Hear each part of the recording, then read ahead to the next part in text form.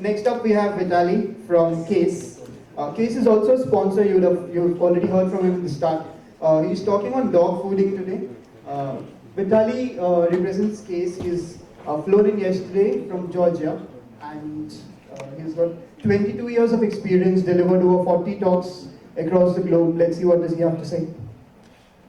Hi everyone. Microphone. Works? Should be working. Anyway, I have a loud voice. Thank you for coming. I always dreamt to fly and visit India, and that's my first time here. And thank you everyone, you're really welcoming, and it's nice. Thank you. Thanks. So yeah, my talk is called Dogfooding, eating your own cooking for quality assurance. That's quite an interesting term. And first, a few words about me. So yes, as you said, I have more than 22 years of experience. I've been doing JavaScript and backend development for 13 years. Then I went to engineering management and QA. I've been doing testing and helping companies make processes in terms of quality really properly. I was mentoring engineering managers, and for the last 2 years, I'm combining this all with developer advocacy. So I'm giving talks, writing articles. There is a blog, please visit. There are a few of my articles there. And I also really love animals. I help dog and cat shelters around the world, so they live a better life. Well, I talked about me. Could you please tell me if you're a developer? Raise your hand. Okay, just one developer. And raise your hand if you're a QA engineer. Okay, everyone, pretty much everyone. Raise your hand if you're a manager of any sort. And plenty of managers too, thank you. So we have everyone, and I believe that dogfooding as the practice applies to everyone in the company. So essentially the meaning of dogfooding is quite simple. It is a practice or approach or mindset where everyone in the company uses the product that the company is building. Some companies do, some companies for some strange reasons don't. And this talk is devoted to dogfooding because I believe that it is beneficial for every single company, first for quality and then for pride. I want to start with a few examples. I used to work for a bank, and the bank had an app, a mobile app, as pretty much every bank does. And in that app, there were usual services that bank app provide. Like you could apply for loans, you could apply for credit cards, so the credit cards will be delivered to you. You could do money transfers, see the transaction history, pretty much everything, very basic. And there was also one service, cashback credit cards. So you could fill in the form, and the courier will deliver you a credit card which can have cashback. So if you pay for something, you get some points, very basic. And there was a problem, the product problem, that this particular service, cashback credit cards, wasn't popular. So the users barely used it. Pretty much none of the users used it. So the product managers, they came up with an idea, with a hypothesis, that maybe if we promote this cashback credit cards in the app, if we show the promotional pop-up advertising this thing to the users like 1 out of 10 times the user opens the app, he sees the promotional app. So product managers thought, okay, might be a good thing. So they went to development teams implemented the functionality, and the NPS score didn't grow. So the users weren't happier, the cashback service wasn't getting more popular. So then the product managers were starting to think, why the hell? So we promote it, it is there, it is working. QA team tested it thoroughly. So there was a long form, and they tested that every field works, you press the OK, everything works. And yet it didn't gain proper user traction. So they did a focus group with the users, with the live users. And the live users said, well, you the bank, you know everything about us. We are using your app, you know everything about us. Why do you have such a long form of 50 fields? So every single other competitor had just a button, give me cashback card, and that was it.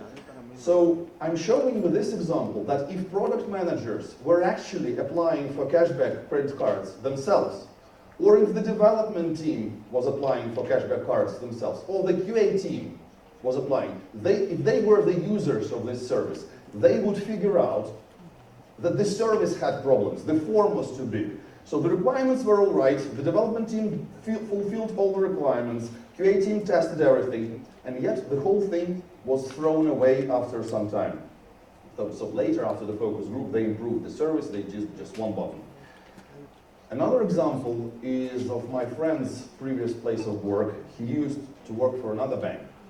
And they were noticing, the customer support team was noticing that there were so many calls to the phone line asking for very simple, very simple things like block my card please, or change some details in my app, like very basic requests. And the manager of the customer support team, he said that they were overloaded with calls. And most of the calls were very simple requests. So the product managers came up with an idea to implement a chatbot. It was pre-AI times, so the chatbot was very simple, just scripted. If you see a certain pattern, do something. And the chatbot was implemented by the development team. Everything was fine. If users actually typed in block the card, chatbot confirmed with the users, and all worked fine. The NPS didn't grow. The customers weren't happier. The chatbot was working. All was okay. And so the problem here was that, again, after they did some decent investigation, the problem was that the guys and girls, the users, were calling the customer support. Because in rare cases, like 1 out of 100, the app crashed when it tried to block the card. So during the testing phase, this wasn't detected. So testers didn't press block the card 100 times, or didn't do something so often to see the bug. And so the users actually got used to seeing this problem, so they actually, it was easier for them to call the phone line to ask this simple request, rather than do it in the app.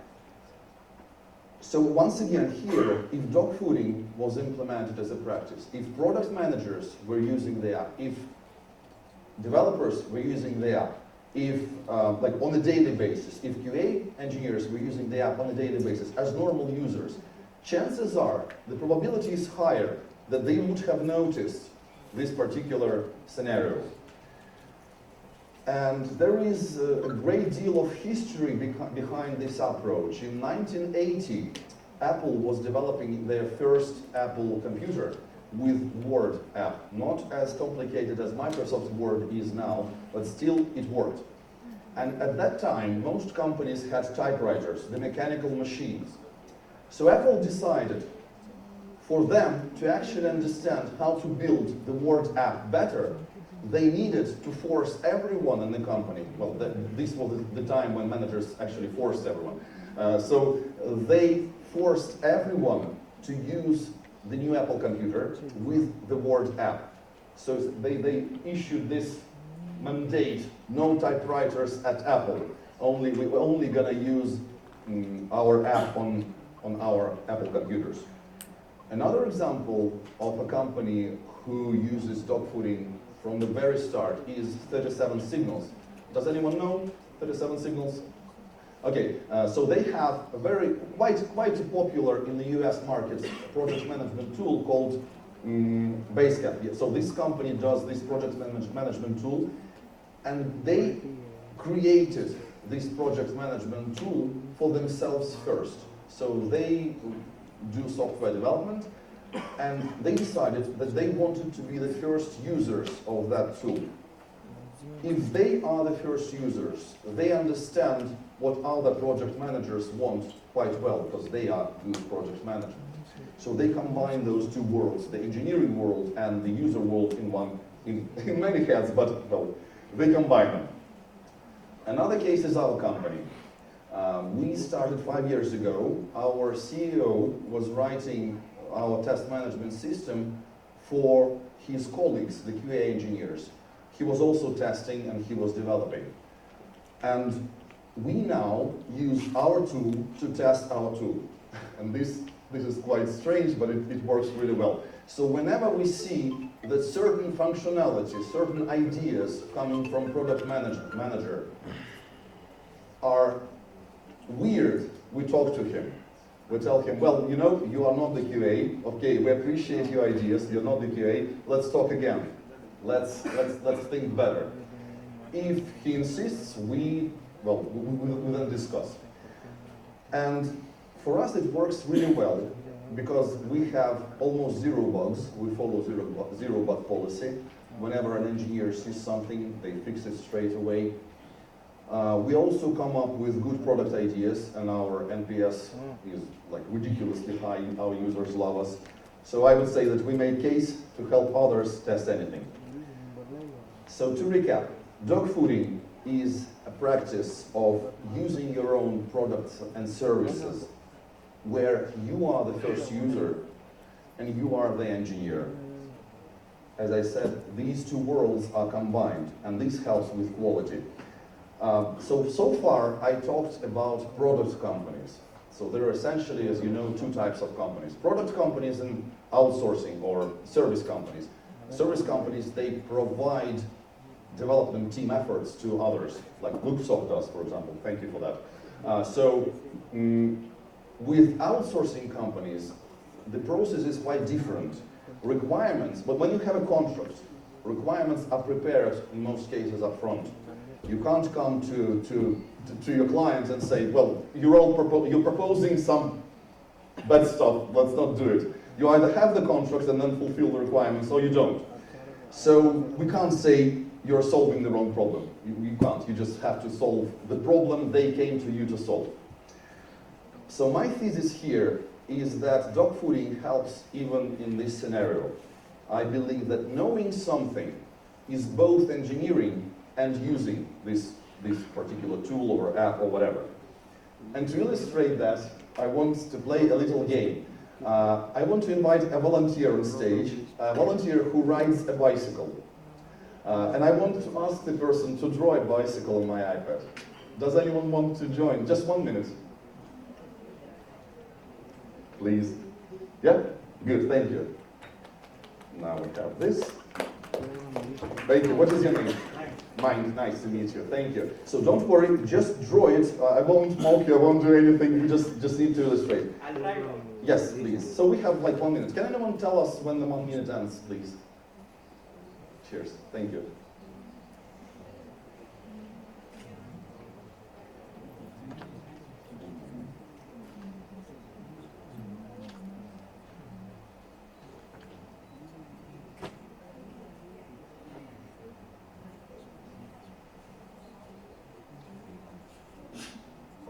Yes. Thank you so much. And the pedals, right? The pedals here. Can I ask you a question? Do you assemble the bike yourself? Do you fix it? But you are an engineer. So this is what, thank you so much. You can take a seat. Thank you. So what I am trying to illustrate here is that a proper engineer who also uses the bicycle, he knows how to draw it. If if he wasn't an engineer, he wouldn't be able to draw it. Let me just show you one thing. This is fun. Where is it? Yeah, here. This is the bicycle that a non-engineer draws. A chain goes to the first wheel. Yeah, so user knows how to use the thing. An engineer knows how to build it, assemble it, or do something with it. And if I asked you, the engineer, and you, the user, how can we save money on a bicycle you draw? You could say, okay, first, as a user, I drive it on the road only, or in the mountains only. So we can't save on brakes, let's say. Or we can save on something else. Or, which is more interestingly, if you are building the bike, and we are heading towards a deadline, and we don't have enough time, if you are the user, you would know what, from the user perspective, we can save on. And if you work for an outsourcing company, your communication with the client takes time. So sometimes it might be beneficial for you to use the product to understand it better from the user perspective, so you can save on something, deliver it, and then do something in the next iteration. So I tried to illustrate that when you have two worlds in your head, the user and the engineer, you understand the client better. And additionally, you speak to the client under like the same words. Because if you are the bike user, you come to a bike shop, you know how to talk to the engineers. And the engineers know how to talk to you. And they, pretty much all of them, ride bicycles too. And what I also want to say is, okay, let's recap. Dogfooding practice of using your services and products. In this particular example, if you ride it, you are the user. If you assemble, you are the engineer. You understand the requirements better, and you know how to better implement them. Cheaper, faster, better, whatever. My thesis stands. Knowing is engineering and using. And another very important thing that I believe is rarely thought about is pride.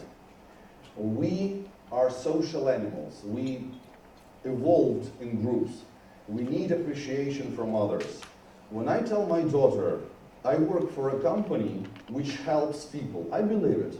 And I'm proud to say that we're building a great product which helps others do something. If I worked for, I'm not sure, I wouldn't work for a drug company or arms company, like for a company where my mission, my ideas don't match the company. So for me, it's very important, and I believe it's for everyone, it's important to be proud of our work. Of course, it's not always the case. I used to work for the companies when I was younger, when I had less experience, and I wasn't proud of what we were doing. But what is important here, if you work for a company where your mission matches the company mission, it's very good to be proud of the tool, of the products you're building, because it motivates us. We go with the friends, meet the friends, and I tell them, our product rocks, I love it. And next morning I wake up with a smile, because I had recognition from them. They told me, yeah, your product actually is quite good. We use it and we like it. And so we are proud of good work. And as I illustrated, I think, Dogfooding helps with that, because we are the users. We know we didn't allow critical bad stuff in our product. We know that when we save money on engineering, we do it fairly and rationally. We don't just remove the brakes from the bike and go have a failure on the road. So Dogfooding, I believe, helps with the pride and with the quality. Quality, by the definition from ISO 9000 and ISO 25000, is essentially a match between what is desired and what is produced. And so knowing what is desired is where Dogfooding helps. We're all engineers, we all know how to produce stuff when we understand it. And Dogfooding helps with pretty much everything I talked about. And that is all. Thank you so much. There are my contacts and my role. Any questions? Yes, please. So don't you think it's a biased one? Because the developer itself Sorry, is testing. can you wait for the microphone? Thank you. Yeah, so don't you think it's biased because the developer itself is testing the same? I'm not talking, thank you for the question. The question is when developer tests yourself, he's biased, right? Of course, when a developer tests his own code, he is biased. But I'm talking not only about testing.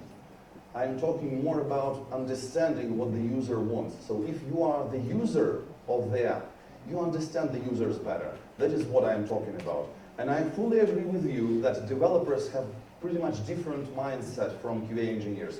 When we are developing something, we are focused on delivering something working as we understand it should work.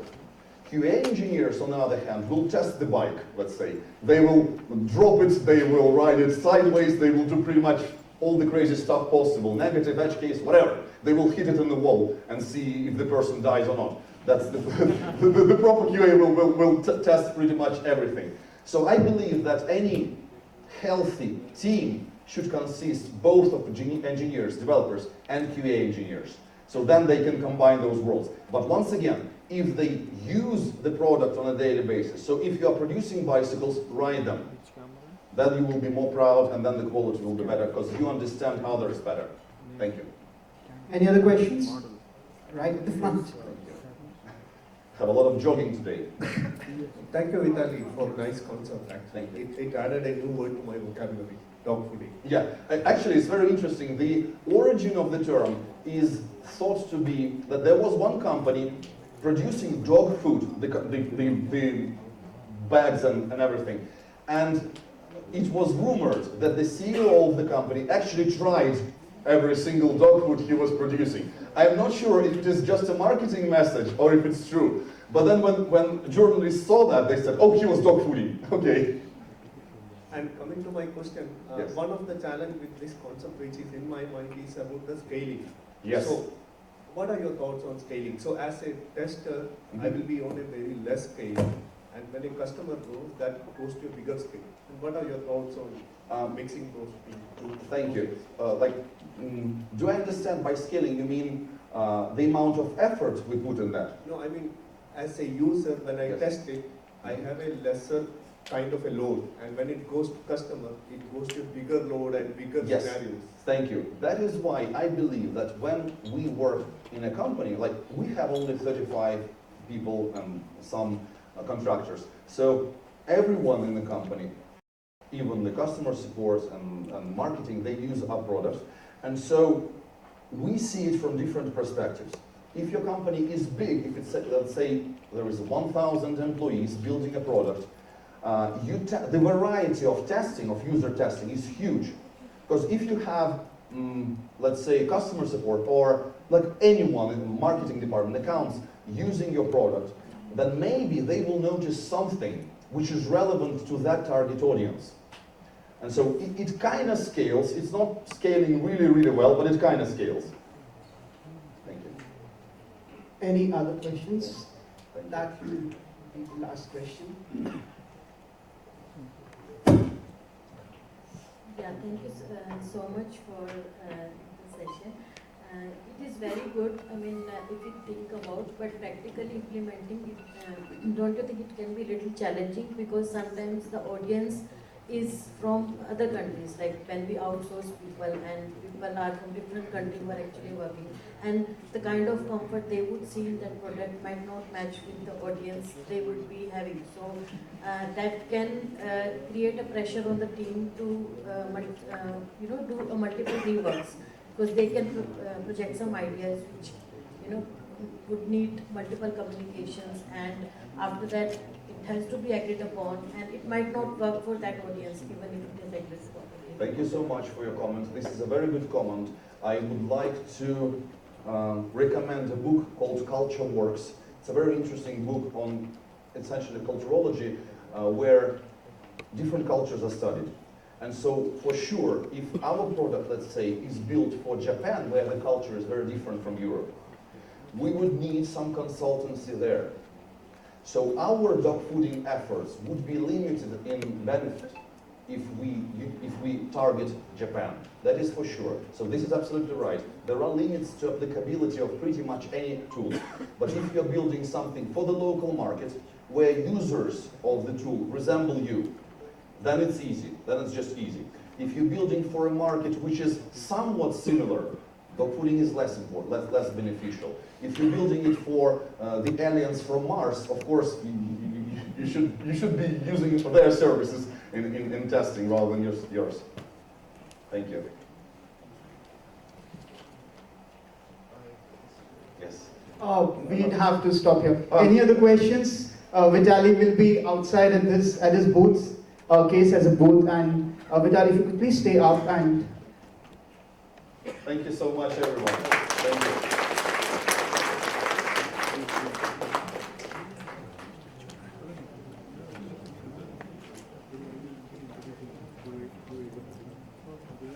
Thank you. Thank you.